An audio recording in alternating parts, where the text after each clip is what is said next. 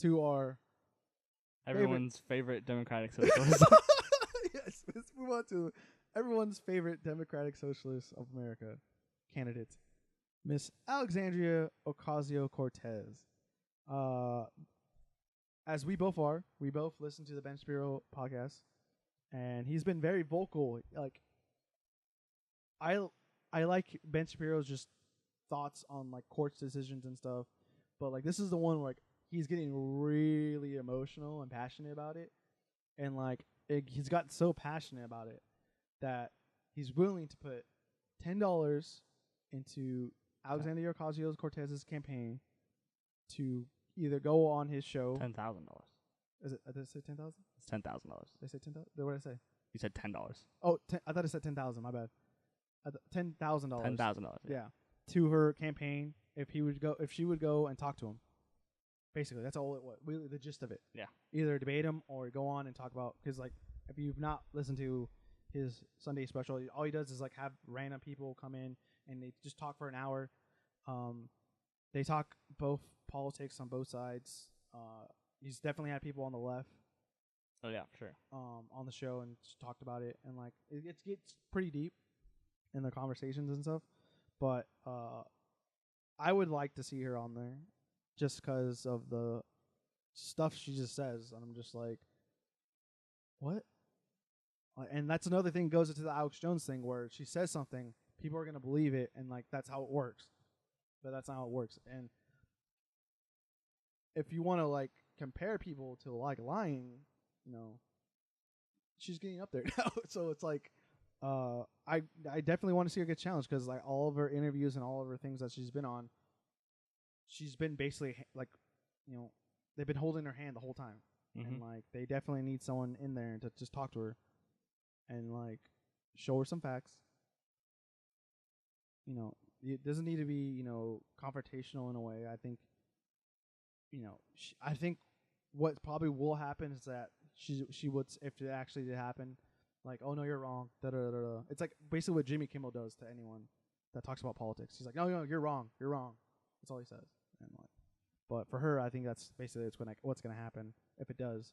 But I think it won't. And then she responded, kind of, because someone tweeted at her, and like she took a picture of the tweet and then retweeted that out, and saying like or Ben Shapiro was catcalling her, which I thought was funny what you said in the comments. Someone said like, well, for Ben Shapiro, you know, catcalling a girl to do, you know, a debate, it's kind of like it's kind of his thing. Yeah. He's like, I wouldn't be surprised. Not that I'm saying Ben Shapiro jerks off to politics in his spare time, but you know, he enjoys it so much. I mean, that's what his thing is. Yeah. And we're not saying like Ben Shapiro jerks off to weird stuff. Okay, that's what we're not establishing that there, but in our heads we see that. I think this would be an interesting thing to happen. I think Candace Owens doubled that. She said $20,000, and you know, and then it won't be like, because it'll be her doing it, and it's not a catcall, or in a way. I forgot what the exact tweet, but she said like some kind of anti-feminist thing or whatever. And I thought like, okay, yeah, I mean, not that I think Candace Owens is the best representative. Yeah, that's what I was gonna say. It's like Candace Owens might not be the person that I chose for that debate. But if it would for someone to challenge her, I would be fine with that, because I feel like, not that they're at the same level, but I would feel comfortable with that happening instead. I think as far as like Ben getting involved, I think from his point of view, because the reality is that Alexandria Ocasio-Cortez is not running unopposed, but like might as well be running unopposed. Yeah. I mean, like, she's gonna win her district. I think what's more worrying is that she has somehow become not the face, but a face for the Democratic Party, even though she's not even in the Democratic Party. But I think that's what's worrying, is that her line of thinking is rapidly becoming popular on the left. Well, yeah, because it's the same thing. Like, as she's really far left. Yeah, but like what she says, it's like the same thing of what Alex Jones saying in a way. It's just like, this is not true. Yeah. But I think how things from work, but what how she's like explaining how she's gonna be able to do universal health care and college for all and everything. Like, it's like what is she talking about? Yeah. And then she had a tweet that I saw this morning that was talking about how like, because the Space Force thing has been in the news a lot, and like she tweeted basically that like everyone always asks me about like how am I going to pay for universal health care and free education, but no one's asking like how are we going to pay for Space Force and like the tax cut. And it's like, well, yeah, the like all of military spending, the like one of the tweets I saw in response was that like all of military spending is, I think it was 12% of our federal budget. I think it's and 16. and Medicare. Okay, fine. Yeah. Say it's 20% of our federal budget, and like Medicare and healthcare and like all those things, like it's All the social 59%. programs are- Yeah. And it's like it's huge. Like that's a huge financial difference And that's another thing. Like to make up. if you can't figure out how to do that stuff now, like the problem, I think, the root of it has gone back to the '60s for me, of like social or like the real like stacking of everything that's happening. I read Thomas Sowell. I mean, people will probably not like that I read Thomas Sowell, but his book Disparity and is it Discrimination and Disparity or Mhm. Disparities? Yeah. There's a lot of interesting facts and how social programs kind of incentivize people to kind of fail. And it's like, if we can't produce people or teach people how to be successful and be able to go out on their own and not have to rely on these kind of programs, where are we going? Like, I get we're a modern society, but shouldn't a modern society be able to teach people how to, work for themselves and be able to provide?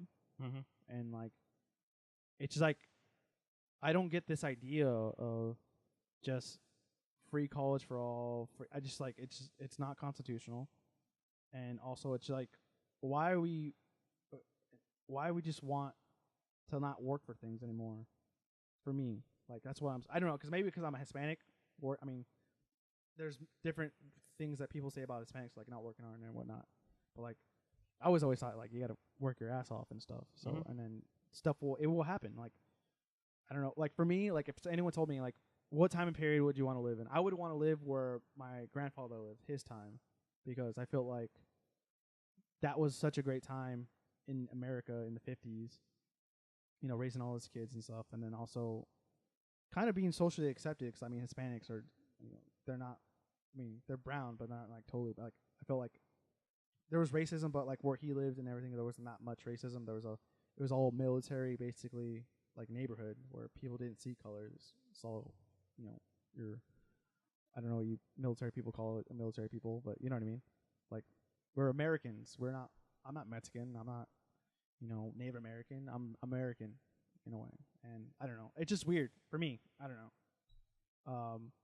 But yeah, it's something that needs to be. I think she does need to have some kind of reality check. Yeah.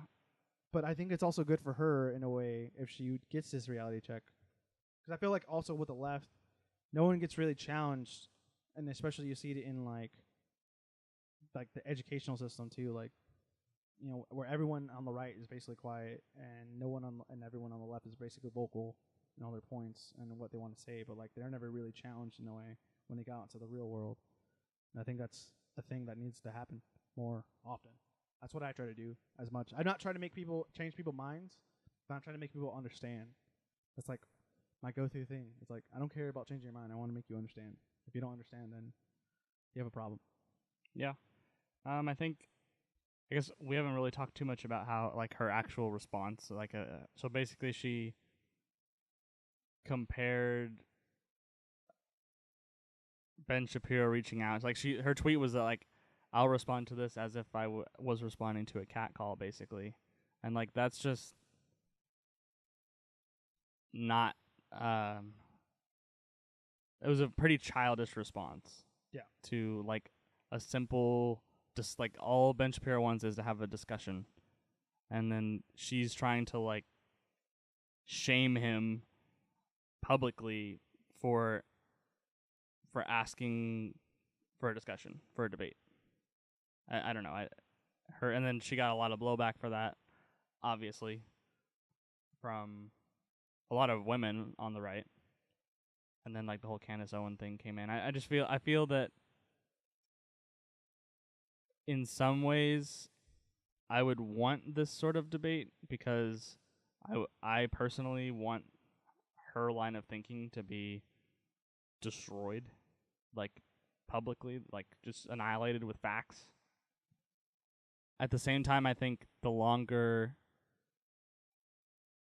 you wait, the more thorough the dismantling of her opinions would be.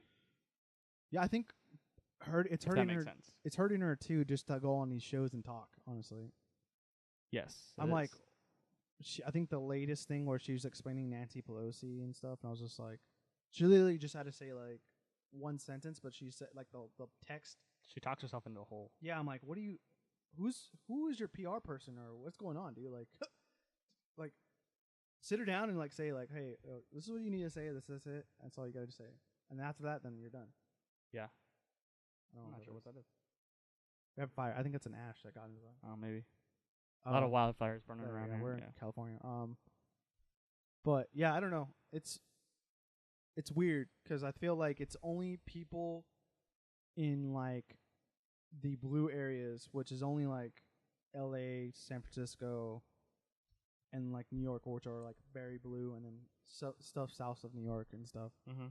that are, Basically like, all of New England. Yeah, like all think this way, and everyone else, oh, even Portland too, that all think this way, and like it's just weird how like the rest of the country are just not. I don't even think it's that bad. I don't think it is that like necessarily all the people in California. Well, no, I'm not saying California. No, I'm saying in L.A. specifically. Okay. All the people in metropolitan California, or like all the people anywhere that is blue, which is like most metropolitan cities. Yeah. And like the Northeast. I think that what scares me is not that all of those people think this way.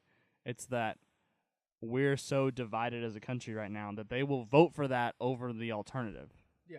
Or it's like there is a huge group in the middle that doesn't want either, but are pigeonholed into picking one or the other, and half of those people are gonna pick democratic socialism Because it sounds nicer. because they're not gonna vote Republican. Yeah, because it sounds nicer. Sure, or whatever the reason is, but not because those are actually not because that's what they actually want. If that makes sense. Yeah, I see what you're saying, but I feel like it just sounds. I feel for most people like, oh, free money. Yeah. Like especially this Free education. upcoming. Well, I think that's more of a problem for people our age. Yeah. I think like anyone older than like the next generation older than us, like I don't think they're that stupid. Well, yeah, I think also what you're looking at is like our generation at the moment is like, there's not a lot of Republicans in our age group, and like I've been a Republican since I was 18, so, or at least that's when I first voted. Mm-hmm. But and there's not a lot of us, but I guess there's always that thing where people change and whatever. I remember talking to a lady at one of the, I don't know what it was. It was like basically where all these Republican candidates were talking or speaking on their whatever as a platform. And like I would talk to one of the ladies and she talked about how she was a Democrat in the 70s, and once Carter, she flipped after Carter basically, and how she was like in her younger days, like in her early 20s, she was a Democrat, and then she flipped basically. So like, I think that's like a thing that happens a lot, regardless. Yeah, I mean, if you look at the statistics, like the older you are, the more conservative you tend to be. The higher educated you are, the more conservative you tend to be. And then I think also at the same time, the least educated you are, you're also more. There's like the middle is more likely to be Democrat, but the fringes are more likely to be conservative. I don't know. There's a lot of weird statistics when it comes to stuff like that. Yeah. I don't know. I just want to see her just continue to get memed, and I know I'm kind of being dick about it, but that's just the way it is, dog. It's a good joke. I like laughing. Honestly, she's hilarious. It is. Every I've watched probably like 4 like lengthy interviews of her, and it's just like I don't understand how she got this far. Yeah, another thing too is like I like how like the left complains when they made that interview, the parody interviews. Yeah. They get all mad about that, but then it's totally fine for them to do it to someone on the right. It's like, oh, it's a joke, dude. Come on, calm down. I'm like, well, what are we doing over here then, dude? The Colbert interview of Donald Trump. Yeah. Yeah. It's like, what is? Come on, dude. Yeah. Double standard, bro. I don't know. That's my problem with the left.